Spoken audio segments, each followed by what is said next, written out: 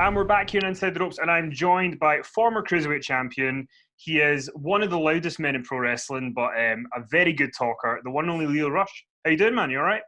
Yes, sir. What's going on? I'm excited to be inside the ropes once again. Do you know, when we came up with that name, we thought we were so clever. We're like, Yeah. inside the ropes. It's so nuanced, and it's like Yeah. really obvious. Anyway, well, listen, you're kind of the talk of the town. A lot of people are talking about you. A lot of people are wondering what's going on. I know you'd put a thing out the other day basically saying you may never wrestle again. So let's just go straight to it. Like, what made you put that out there? I know your album's dropping on Monday Ever After, and you've been released. Like, where is your head at right now in terms of pro wrestling? My head is. Well, yes, I did make that tweet. I just, I like being honest with my fans. I like being transparent, and I like keeping people up to date. This was something that I've said um, even before my WWE release. I would tell myself all the time. I would have conversations with my family that I don't see myself wrestling for that much longer. Um, for numerous reasons, but once the release happened, it made me just think of it a little bit more, especially with the way that the world is right now. Nobody knows when wrestling shows are gonna pick back up and be at some type of normality to it. But yeah, I feel like I'm focused on what's making me happy. I feel like I'm focused on what's making my family happy. I'm focused on things that I haven't been able to focus on for the past 3 years. My time in wrestling with the WWE, there were a lot of good times with the WWE, but there were also a lot of bad times, and some of those bad times were traumatizing. So I feel like right now I'm just doing what's making me happy, and music makes me happy. I have complete control. I'm not really making music for other people. I'm making music for myself, for my own sanity. It's kind of therapeutic for me, and if people like it, then they like it, and that's awesome. But if not, then at the end of the day, I'm still doing what makes me happy, and it's giving me self gratification and stuff like that. So um, yeah, I feel like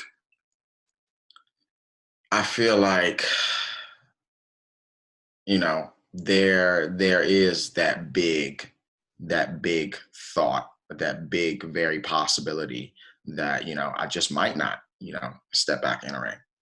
And I mean, there's not really a better time for you to do other stuff like music or whatever because you're in the house. Like that's something that like wherever MD is, they can download music, they can listen to it. And I mean, you talked about that makes you happy. That's something that you want to do.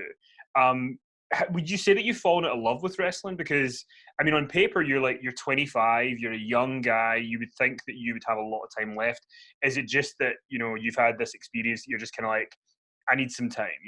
I don't love that right now. Is it more a right now than ever, or do you think the experience is just kind of it's made you just go, this isn't for me? I think it's a combination of both, a little bit, just a little bit. I feel like for one, I think I'm physically burnt out, not even just with wrestling, but just athletics and in general. I've been an athlete since I was 5 years old, and I've been an athlete at a high level since I was five. All year round, uh, year after year, nonstop. And I just haven't had any breaks. I know I'm only 25 years old, but I feel like I'm 55 physically. Like my body's just so beat up. Uh, Mentally, I think, and this was once I started getting the hang of how WWE operated. I think there was a lot of disappointment just because this job that I've dreamt of for so long since I was a little kid. You know, I was only as a kid. You only see what's on TV. You only see what they want you to see. But once I got into the business, and it was more so just the WWE because in the independent scene I was doing everything myself. I had complete control over what I was doing. I had control over how quickly I progressed. And then once I got to the WWE, I just started thinking about, man, like I just tried to remember why I wanted to do this in the first place. And I put so much time and energy and effort into this since I was 5 years old. Uh, um, yeah, it was a little disappointing for me, just because of the political aspect of it. I don't do well with politics and backstage politics and stuff like that. So uh, yeah, it was a little disappointing. And I mean, let's get into some of the WWE run. I mean, obviously the big thing that people talked about was your pairing with Lashley, and you guys just seemed to naturally hit it off straight away. How did that come about? How did it end up that you were a pro wrestler, you're being put into this managerial role with Lashley? Like, who came up with it, and how involved were you in sort of putting it together? For sure. So I was, of course, Bobby was on the Monday Night Raw. I was on 205 Live at the time. I remember being home, and I get a text saying that, hey, what's your information? You're needed for Monday Night Raw. We're gonna fly you out, the morning of. And I was just like, oh, okay. But at the same time, I was excited, but just asking like why. Like they didn't tell me why, but just asking like why do they need me at Raw? Like it was very exciting. So I got to Raw, and I was in catering, just kind of waiting to see why I was needed for today. And I remember Bobby Lashley walking up to me and saying, "Hey, have you heard what we're doing?" And I was like, "We're doing something." Like I did like nothing. I didn't hear anything. It's like, yeah, apparently we're supposed to be like together now, like a team. And I was like, what? Like this is so random, like so random. But yeah, he was like, yeah, I think like Paul Heyman was gonna, talk to us later on about it. And I was like, oh, okay. But apparently this was Vince McMahon's idea. Uh, I think he saw some promos that I would upload on social media. At the time, I was heavy into uh, posting promos about myself, like little vignettes, just promoting my character. And Vince saw a few of my promos, and I guess asked, where was this kid at? And called me up to Raw and put me with Bobby because I guess he felt like Bobby needed, a manager or someone in a speaking role. And yeah, that's how that kind of came about. There was no real plan. There was no real creative for us. We just kind of rolled with the punches, and week after week, we kind of did things on the fly. And if it stuck, it stuck. Uh, and I felt like a lot of things stuck. And I think they started to trust us with the whole creative process and how things would go moving forward. I mean, people, when you were with Lashley, people were complimenting you of like being such a great manager with him and being such a great mouthpiece for him. What was the transition like for you, though, being a wrestler and kind of morphing into being more of a mouthpiece than being in the ring? Did you enjoy that? Was that good for sort of a break from the athletics? Like, how did you feel about it? So there was a lot of different things that I felt at the time. First, I was excited. I was just happy to be on Raw. I was, I didn't think of anything else. I was just like, man, this is incredible that I'm on Raw and that I'm on Raw doing something with Bobby, a legend. So over time, it got a little weird because once I started figuring out what exactly they wanted me to be on Raw, it was weird that I was still an active roster member for 205 Live. Like I was still an active wrestler. So I was being built as, the top heel, one of the better wrestlers in the division, almost getting the cruiserweight title. And then you have this person, and then you have this guy on Monday Night Raw who is a guy in a suit. He's afraid of everybody. He's acting like he doesn't know how to wrestle and stuff like that. So it was weird that they didn't want to mix the two worlds together. They wanted to keep them completely separate.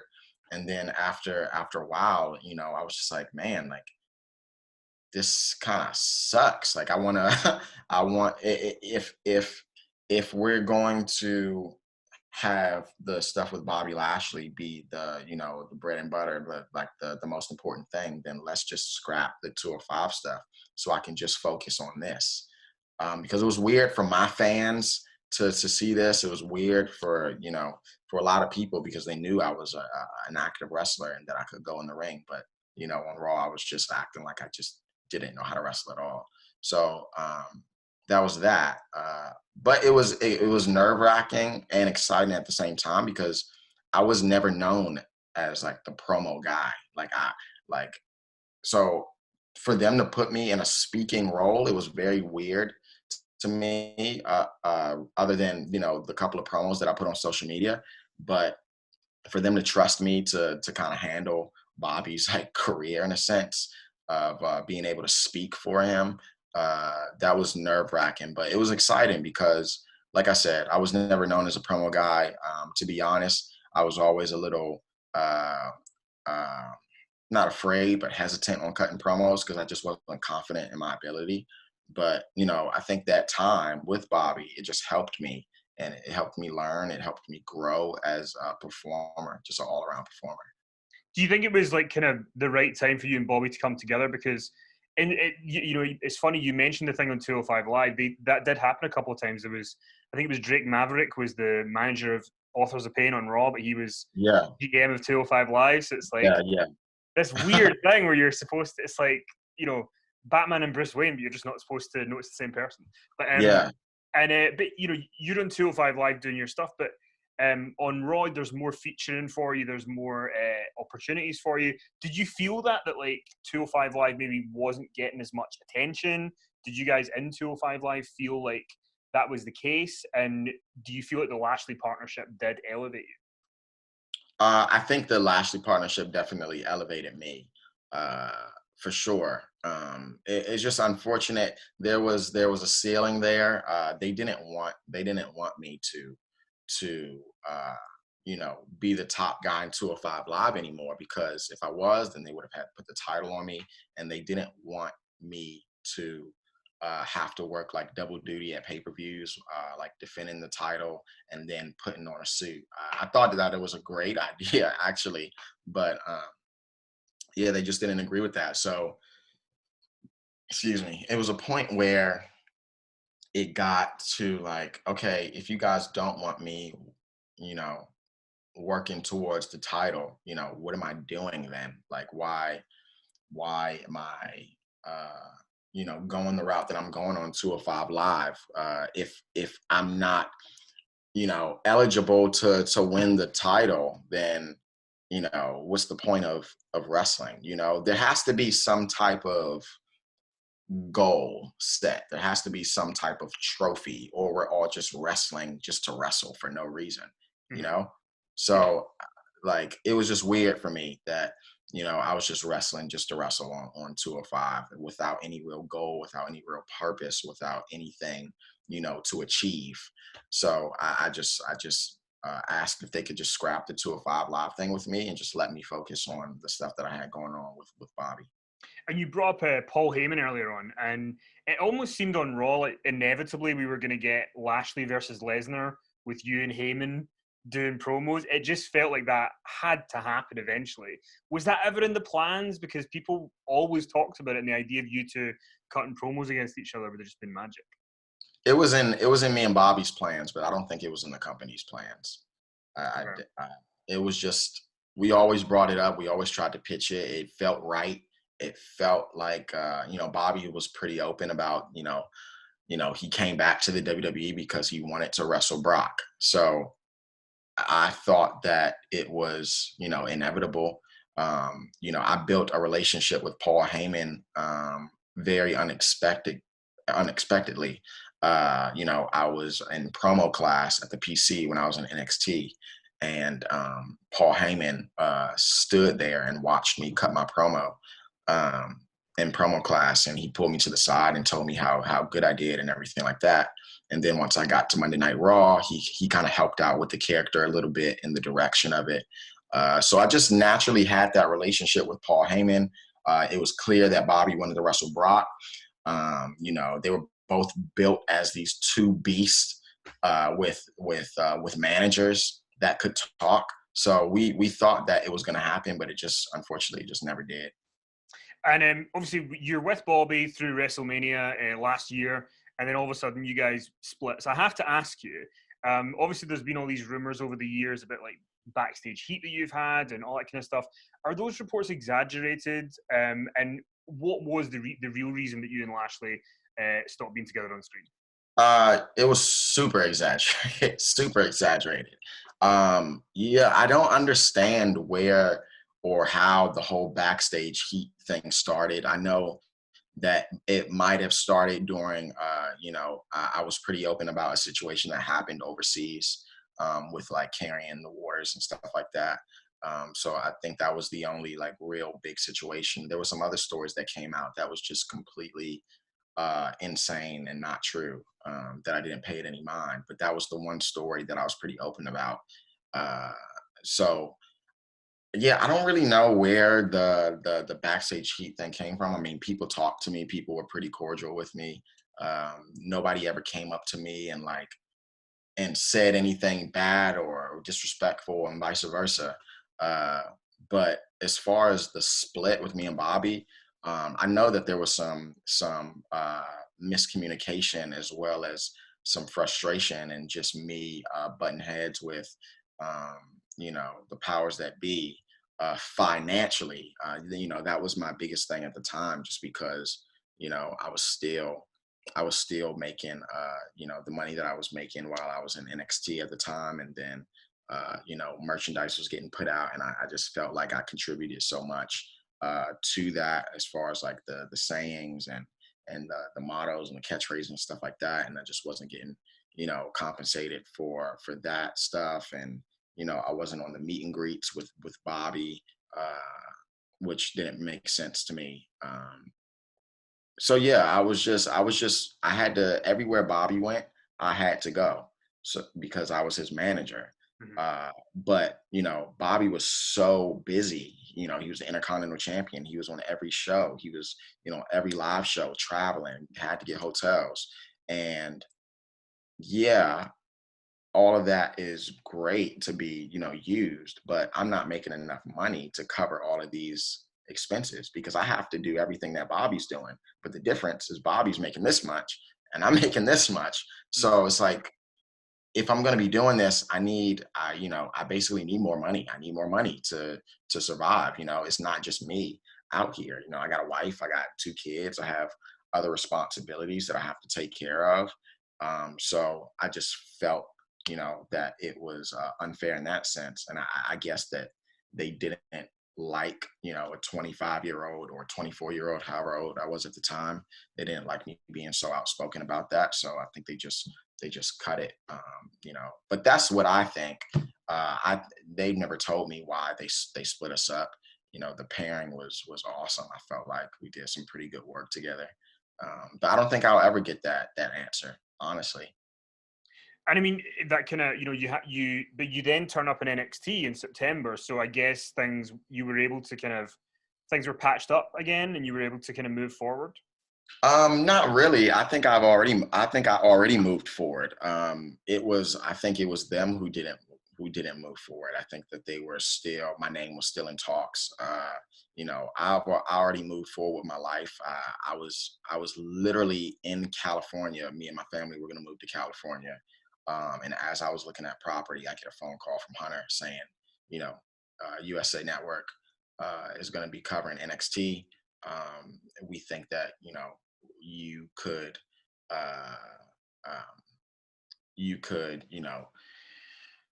help out the show, how about the product, being already on USA Network for Monday Night Raw. We think that, you being on NXT, already having that USA Network exposure could help, the launch of the new NXT on USA Network. And he wanted to bring me back. So that's kind of how that started. But I never asked to come back. I never I never reached out to them. I never, I was moving on with my life. I mean, when once they called you and they said they want you back, were you kind of happy to go back, or was it still this kind of? Were you? No, no. I mean, I heard the news about NXT being on USA. I thought it was awesome. I thought it was cool. But just because we're not. I'm not. Yes, I'm a fan, but at the same time, I'm a lifelong fan of WWE.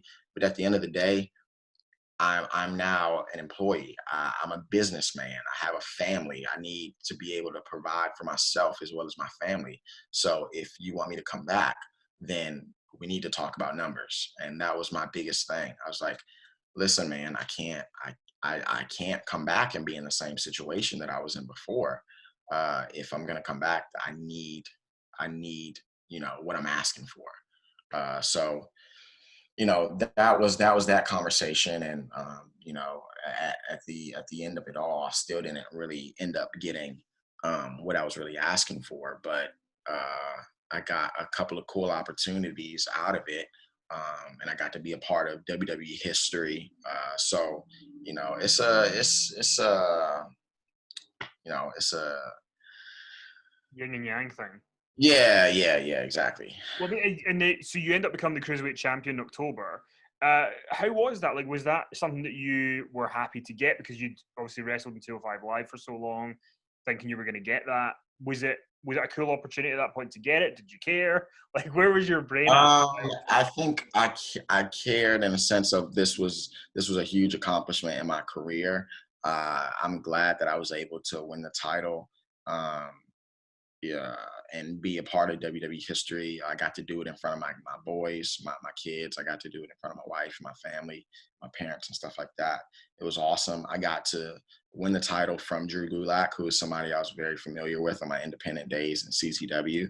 That the whole thing was cool in a personal sense.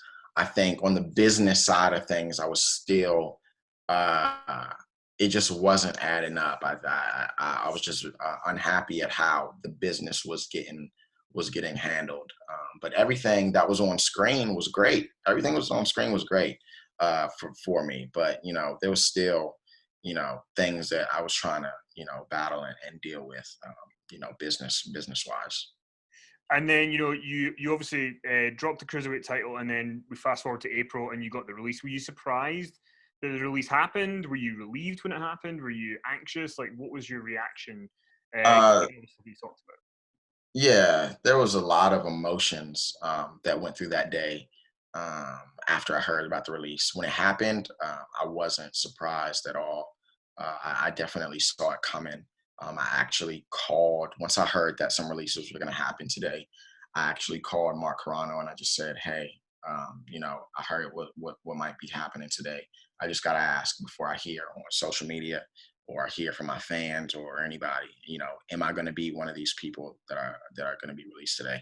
And he broke the news to me, said, "Yeah, you are." And I didn't fight it. I didn't ask why. I felt like, what was meant to be is meant to be.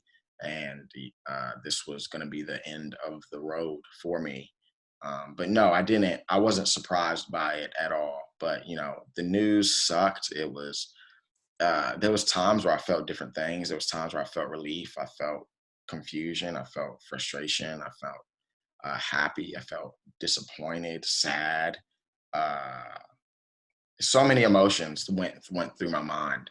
Um, you know, it was rough. It was rough to deal with.